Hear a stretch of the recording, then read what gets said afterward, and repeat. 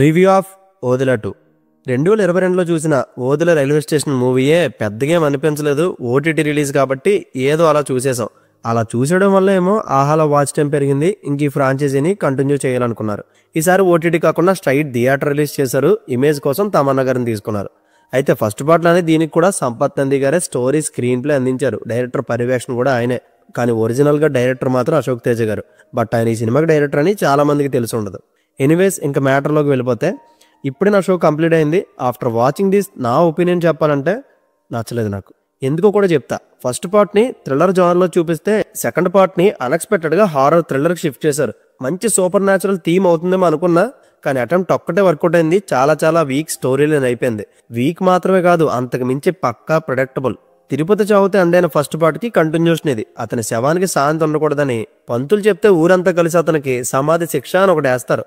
అక్కడి నుంచి ఓదిలా ప్రజలకి దెయ్యం తిరుపతి గారి ఆర్కెస్ట్రా మొదలవుతుంది. ఆ ఊరిని కాపాడడానికి భైరవి ఓదిలాలో అడుగు పెడుతుంది. చివరికి ఏమైందో ట్రైలర్ లాస్ట్ షాట్ చూస్తే అర్థమవుతుంది. సింపుల్ వన్ లైనర్ ఇది. ఇలాంటి కాన్సెప్ట్కి హారర్ ఎలిమెంట్స్ వర్కౌట్ చేస్తే థ్రిల్ ఫీల్ అవుతాం. కానీ ఒక్కటంటే ఒక్క చోట కూడా దెయ్యం భయపెట్టదు. వస్తాడు, ఊరంతా సైకిల్ మీద ట్రిప్ వేస్తాడు, నేను తిరుపతి అంటాడు, 2-3 చంపుతాడు, సైలెంట్గా వెళ్ళి సమాధిలో కూర్చుంటాడు.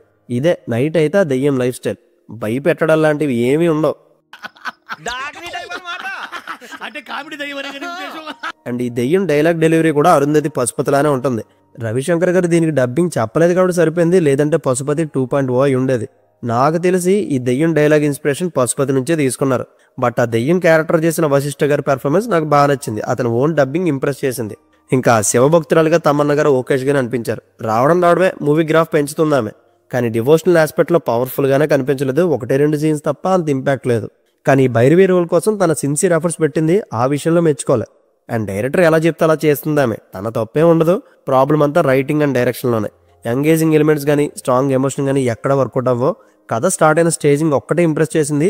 ఆ 15 మినిట్స్ స్టోరీ లీడ్ బాగుంది. దాని తర్వాత అంతా రిపీటెడ్ సీన్సే. వీటితోనే ఫస్ట్ హాఫ్ కంప్లీట్ అయిపోయింది.